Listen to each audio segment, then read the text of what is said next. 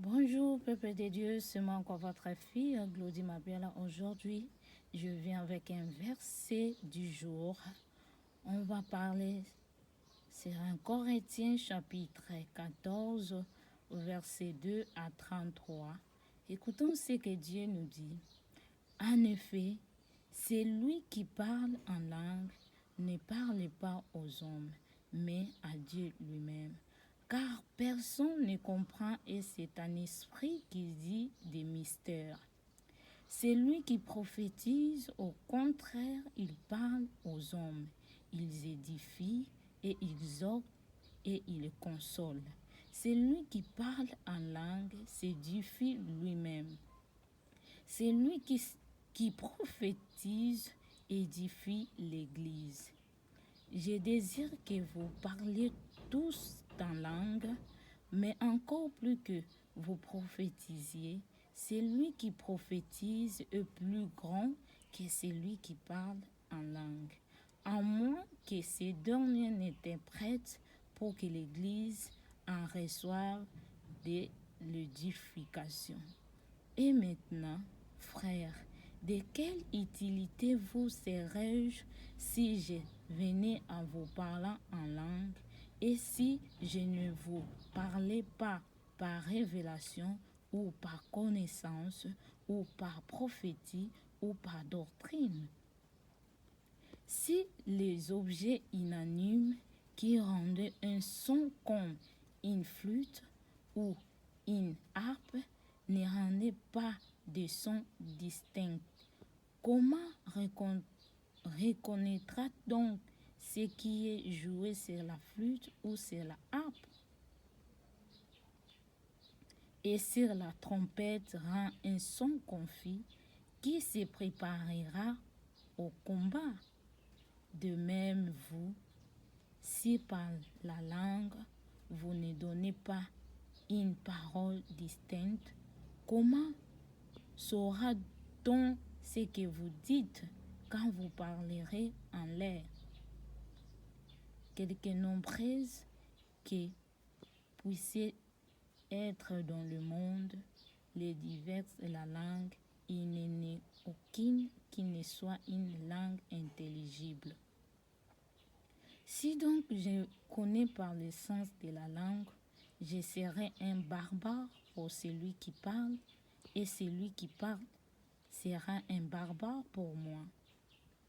De même vous, puisque vous aspirez aux dons spirituels, que ce soit pour l'édification de l'Église, que vous cherchiez à en posséder abondamment. C'est pourquoi que celui qui parle en langue prie pour avoir des dons d'interprète. Car si je prie en langue, mon esprit est en prière, mais mon intelligence demeure stérile. Que faire donc? Je prierai par l'esprit, mais je prierai aussi avec l'intelligence. Je chanterai par l'esprit, mais je chanterai aussi avec l'intelligence.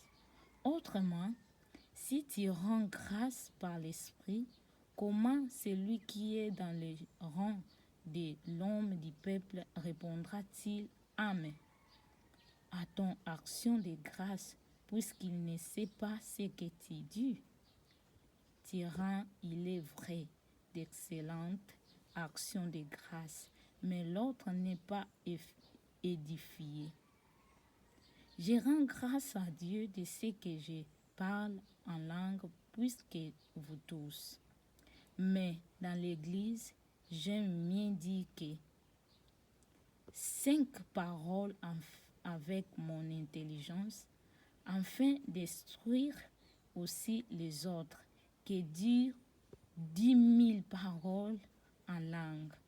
Frères, ne soyez pas des enfants sous les rapports du jugement, mais pour la malice, soyez enfants et en l'égard du jugement, soyez des hommes faits. Il est écrit dans la loi, c'est par des hommes d'une autre langue et par des lèvres de l'étranger que je parlerai et ces peuples. Et ils ne m'écouteront pas, même ainsi, dit le Seigneur. Par conséquent, les langues sont ainsi non pour les croyants, mais pour les non-croyants. La prophétie, au contraire, est un signe non pour les non-croyants, mais pour les croyants. Si donc, dans une assemblée de l'Église entière, tout parle en langue, et qu'il survienne des hommes du peuple ou de non-croyants, ne diront-ils pas que vous êtes des fous? Mais si tout prophétise et qu'il survienne quelques non-croyants ou un homme du peuple, il est convaincu partout, il est jugé partout. Les secrets de son cœur sont dévoilés de telle sorte que, tombant sur sa face, il adorera Dieu et publiera que Dieu est réellement au milieu de vous. Que faire donc, frères, lorsque vous vous assemblez les uns ou les autres parmi vous?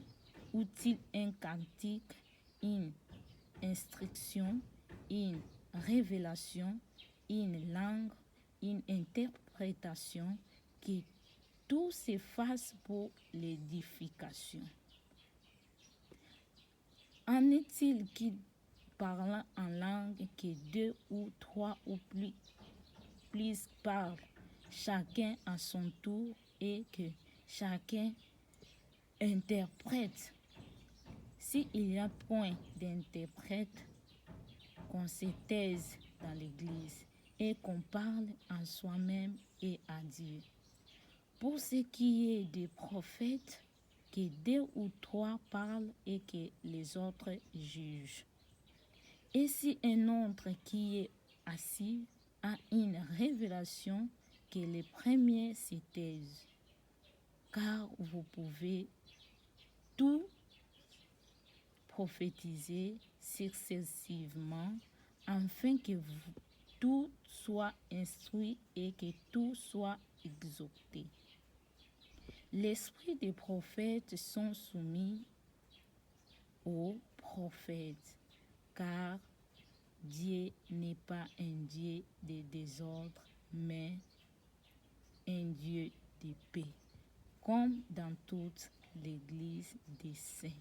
Que Dieu vous bénisse sur sa parole du jour. Que Dieu vous bénisse.